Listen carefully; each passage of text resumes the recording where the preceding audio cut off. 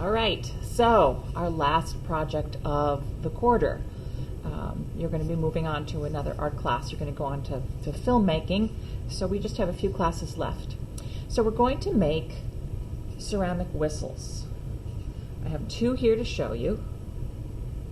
All right, and they actually they're ocarinas because they have little holes on the top.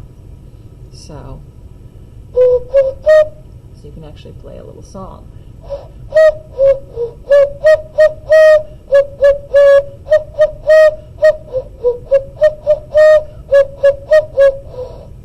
Okay, you get the idea.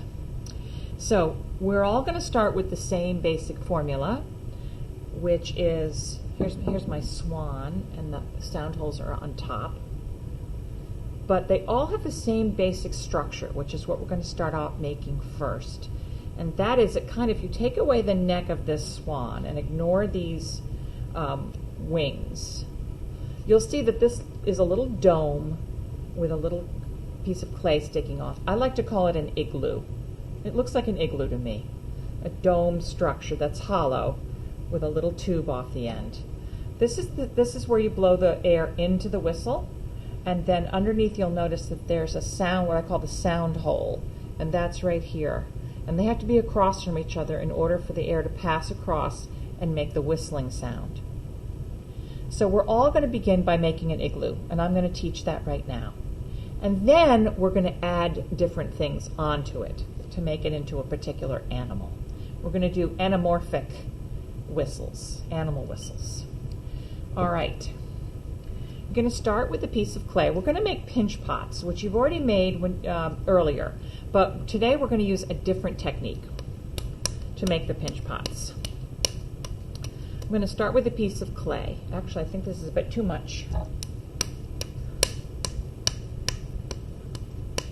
And we're going to use a tennis ball as an armature. A tennis ball, that doesn't look like a tennis ball, does it? That's because it's in a sock. A tennis ball in a sock. And we're going to use this as the armature to create the opening for the pinch pot. And an armature is any structure that's inside a sculpture or form that gives it strength and gives it shape. And so we're going to begin by making a hole like we did before with our pinch pots. And I'm going to turn so you can see what I'm doing here. So you're going to pinch and turn. Actually, I'm used to doing this in front of a class. I'm going to do this in front of the camera. Learning curve here on this. Okay, move the hands here. So I'm going to push with my thumb and pinch between my thumb and my fingers. We've done this before, but if it's new to you, here you go. Pinch, and then I turn the ball slightly. Pinch, turn, pinch, turn, pinch. And so what's happening is my thumb is gradually drilling down into this piece of clay. So far, this is about as far as I've gotten. But notice that it's nice and circular. And I'm pinching, and then the other hand turns. And then I'm pinching again, and this hand turns it. And so speed it up. It's pinch and turn, pinch and turn, pinch and turn.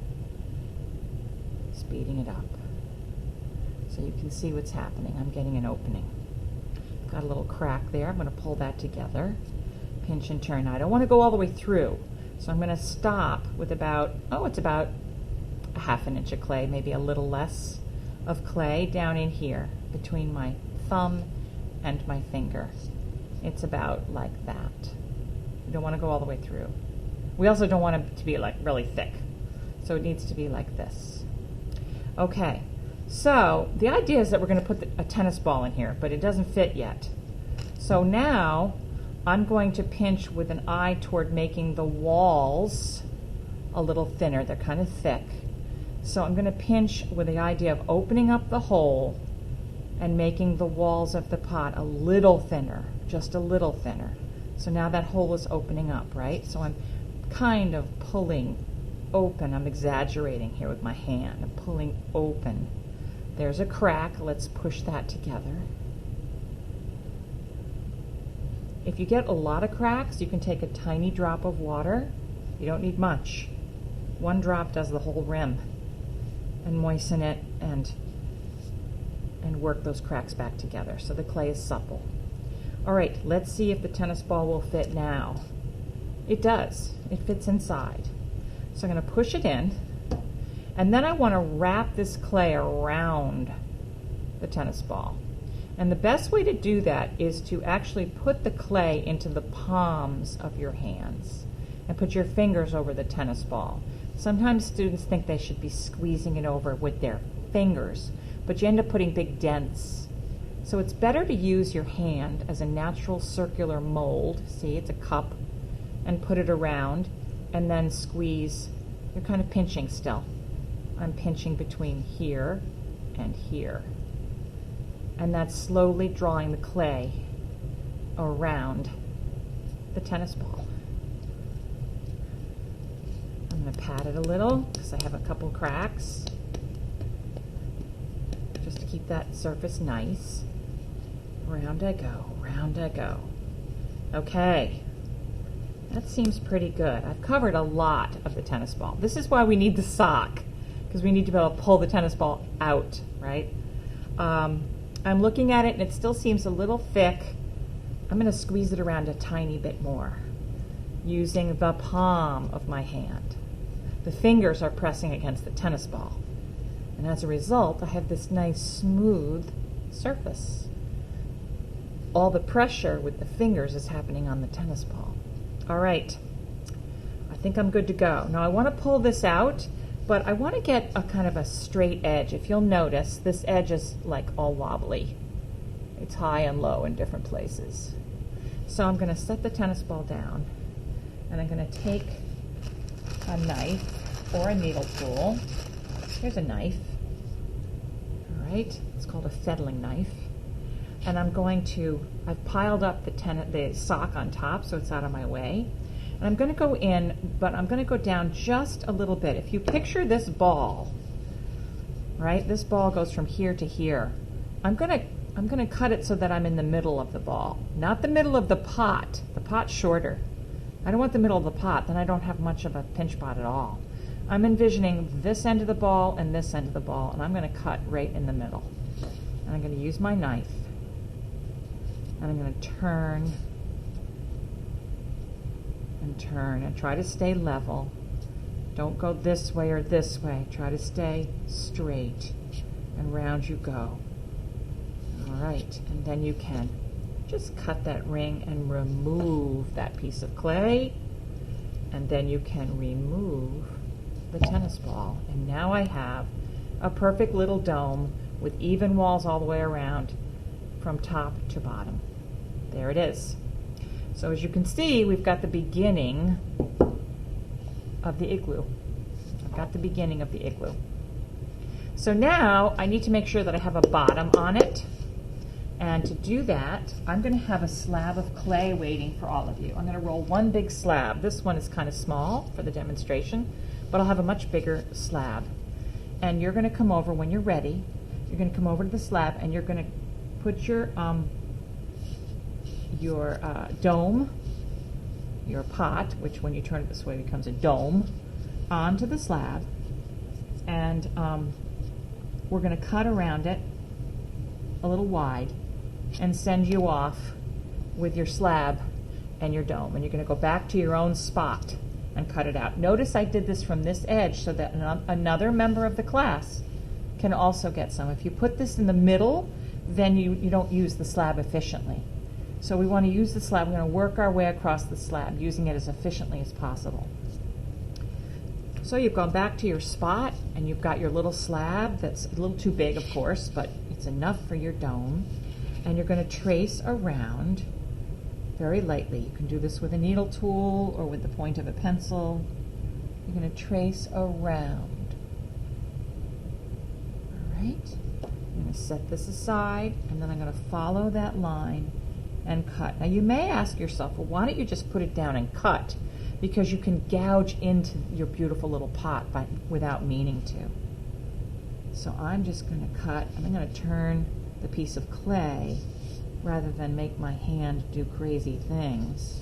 I can keep my hand to the right. I'm right-handed, and so I'm going to do a much nicer job cutting over here than trying to cut you know, around crazy directions. I just keep turning the clay. Let's see how much we have left to go. Oh, not much. Okay, here I go. I'm following the line. Do this slowly, everybody. Take this away. And there we have it. And then I'm going to take my little igloo. I'm going to put it on top, make sure it's going to fit. You may have to change the shape a little bit to get it to fit on. That's going to work great. Okay, so we have to score and slurry this on, or this will pop off later. So I'm going to turn this like so, and this here. I'm going to take my needle tool, and I'm going to score the edge.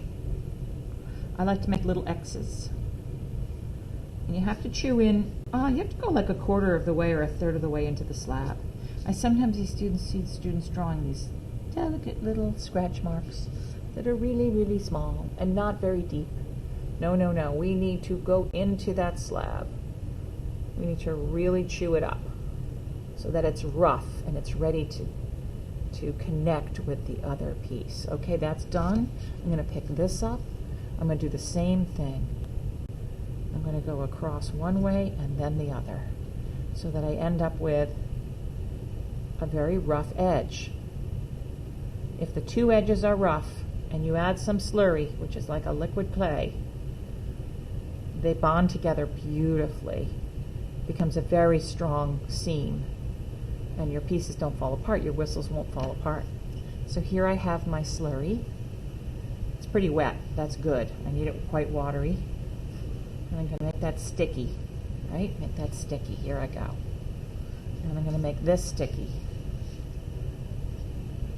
Just a little. If you make it totally soaked, then it turns into a muddy mess. So you have to be careful. All right, now I'm going to set this down on top. All right, and then I'm going to kind of look around all the sides.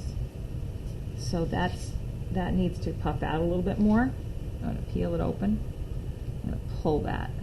Oh yeah, that's better. All right, around we go. Yep, that fits beautifully. I'm looking all the way around. That's looking great.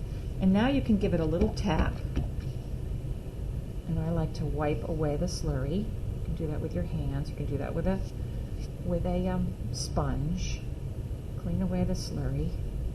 And then I even roll it a little bit on its edge. And I get a really nice connection. I'm going to tap it again, trying to get that seam to really connect. Okay, wonderful. I seem to have a little crack here. So let's blend that in. I still had a little slurry on my hands. Remember, just a little moisture fixes cracks.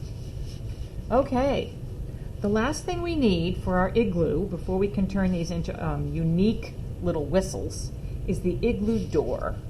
We need this little doorway, this little tube here. Okay, it's a coil of clay.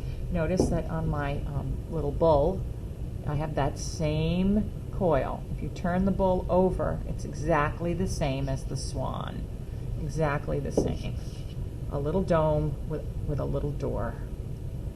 And then you can sculpt it this way, or you can turn it over and sculpt your animal this way. But everybody starts with the igloo door. So I'm going to take some clay.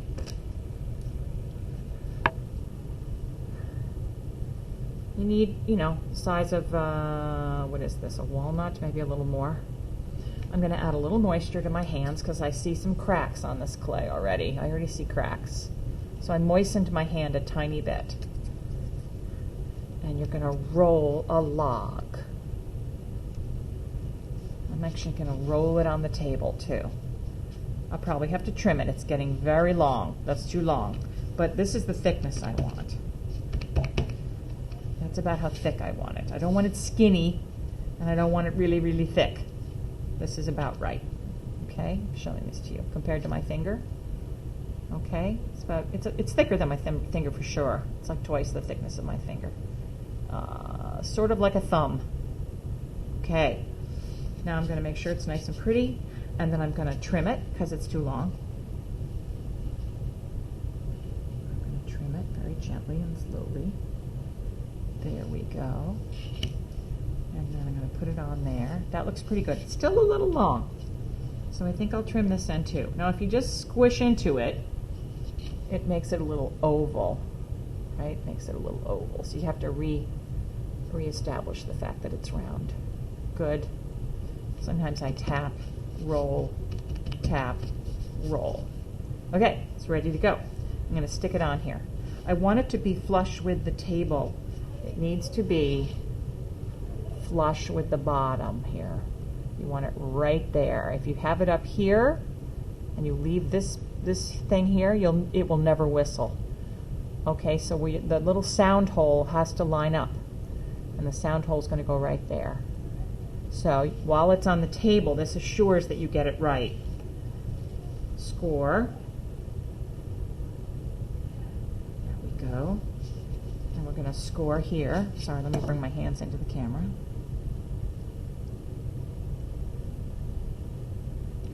Slurry. I think I put a lot on there. That's enough for both sides. I put a little extra on there, so I'm not going to put any here. I don't think I need to. And while it's on the table, I'm going to attach it and give it a little twist, making sure that this is lying right on the table. It's not up in the air. It's down on the table. Give it another twist, set it down. Give it another twist, set it down. And there you can see it's absolutely flush with the bottom. That's going to make for a successful whistle. Okay. I'm going to use my hand. It takes away some of the extra slurry, so it's clean. Sorry, I keep going out of the camera. There we go. Clean it up. And then we're going to put our names on the bottom. And I'm going to use a pencil for that. I don't like people to sign their pieces with a needle tool because it makes a really hard to read signature. I've been doing this for 30 years. When kids sign their pots with a needle tool, I can't tell what it says. So on the bottom, off to one side, I'm going to put E, B. Notice I keep it pretty small, but it's very legible. E.B., Elaine Brody. And then we're going to let these stiffen up, and they'll dry a little bit between now and our next class. I'll wrap them with plastic, and then when you come in next time, we're going to start making them into animals.